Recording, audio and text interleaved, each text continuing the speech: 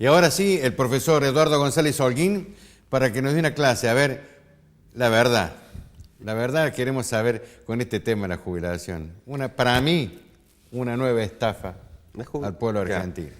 Esto de la jubilación, digamos, está dentro de un contexto mucho más grande, que es el tema de la distribución del ingreso, que parte, digamos, del ingreso se lo lleva el trabajo y que parte del ingreso se lo lleva el capital. Entonces, en la jubilación, ¿no es cierto?, la jubilación se realiza por medio de los aportes, que aparecen como un salario diferido y es parte justamente del costo laboral. Entonces, lo que nosotros estamos mirando, ¿no es cierto?, en el mundo, es que en este último periodo que se ha dado, digamos, una revolución tecnológica impresionante, que ha logrado aumentar la productividad de una forma espectacular como nunca ha ocurrido en toda la historia económica, no ha ocurrido, digamos, una distribución o una participación, sería la palabra, una participación del trabajo en este tremendo aumento de la productividad. Entonces, este aumento de la productividad ha ido fundamentalmente a aumentar la ganancia del capital. Cuando nosotros tuvimos un periodo parecido a este, que fue, digamos, a fines del siglo XIX, principios del XX, que es la segunda revolución industrial, la lucha obrera era justamente por la jornada laboral de 8 horas, el descanso, ¿no es cierto?, dominical, y en algunos lugares el sábado inglés. O sea, era la forma que tuvieron los trabajadores en ese momento de participar de ese tremendo aumento que se daba en ese momento en la productividad.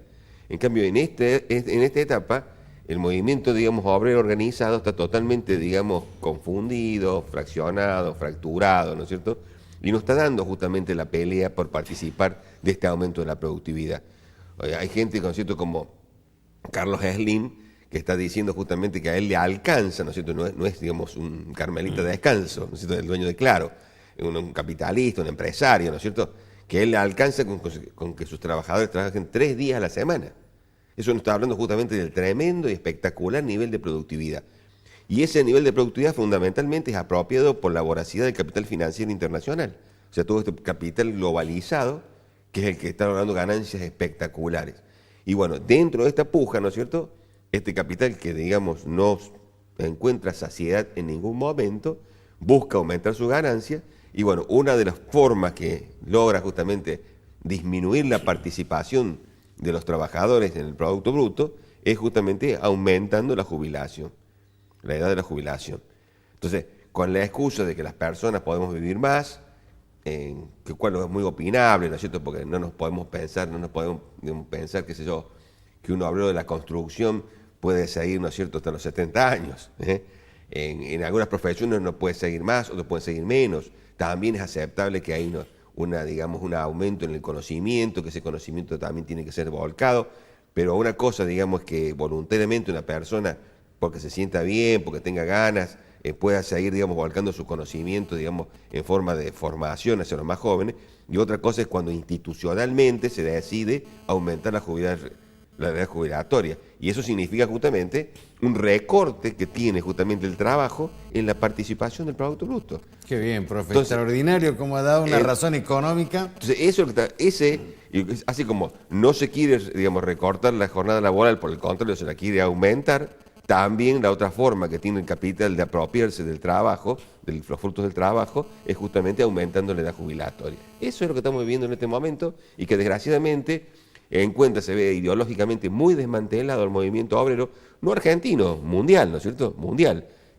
que se deja avasallar, porque la lucha por la jornada laboral de 8 horas fue una lucha mundial, con los mismos argumentos que nosotros escuchamos ahora, que si se aumentaba la jornada laboral se perdía la competitividad. A uno le da bronca ver eso, porque son los mismos argumentos que las empresas iban a quebrar si se disminuía, la jornada estaba en 12 horas. Si se bajaba de 12 horas a 8, iba a ser el tendal, ¿no es cierto?, de pymes que se morían.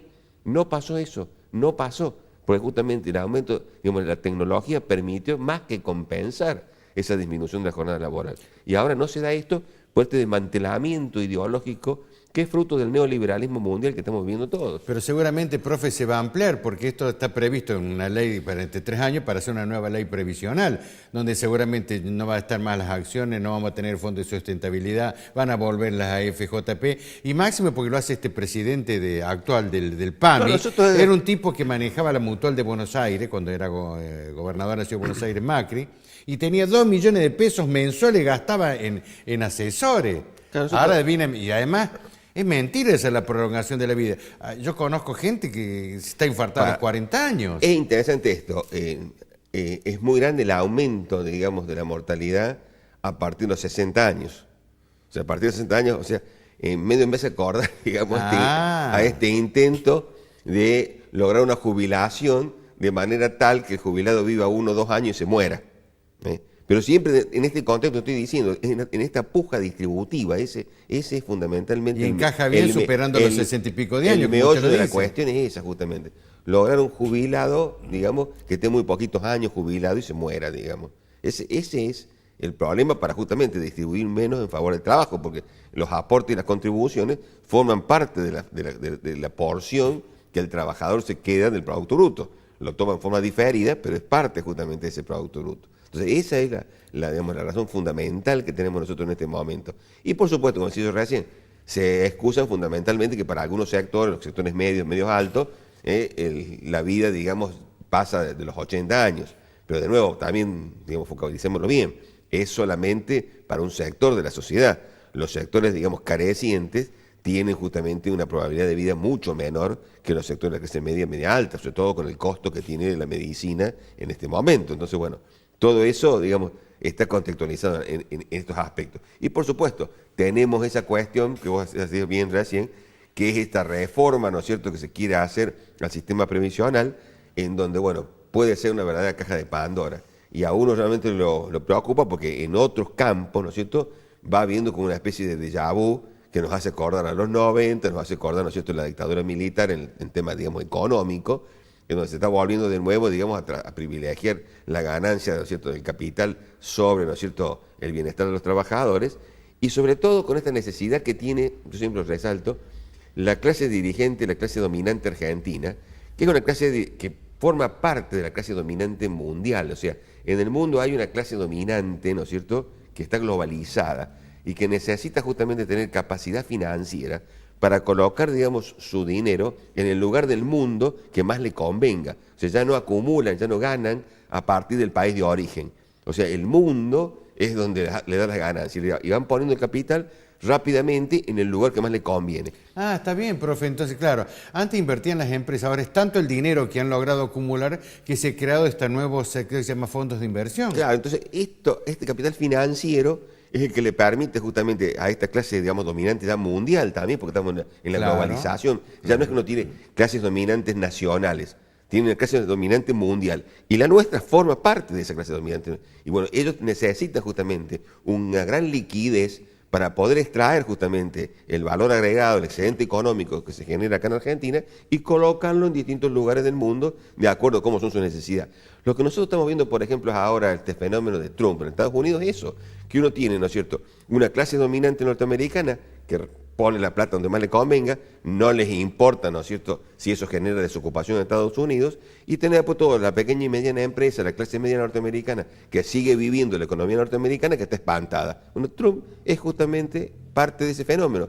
Yo lo digo porque, para que no piensen, es un problema argentino o es un problema del PRO, no, es un problema mundial.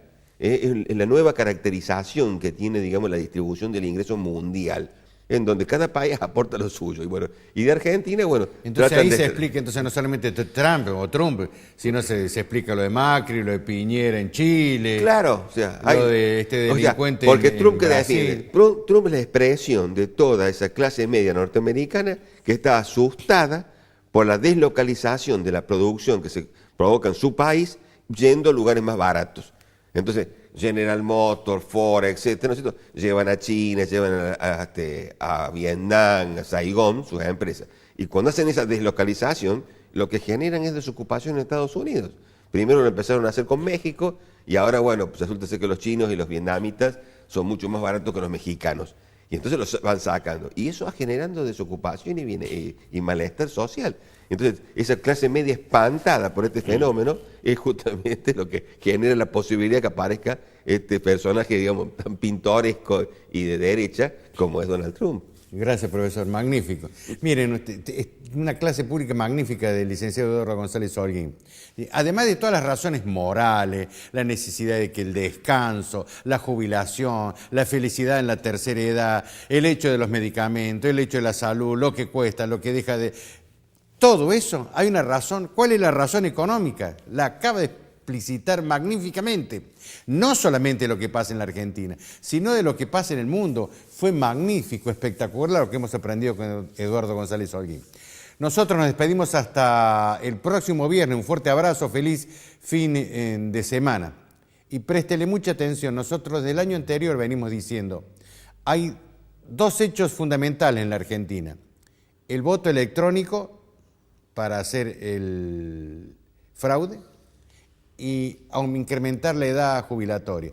Los dos con el tiempo se van a dar, y no porque somos visionarios, sino porque tenemos sentido común. Buenas noches.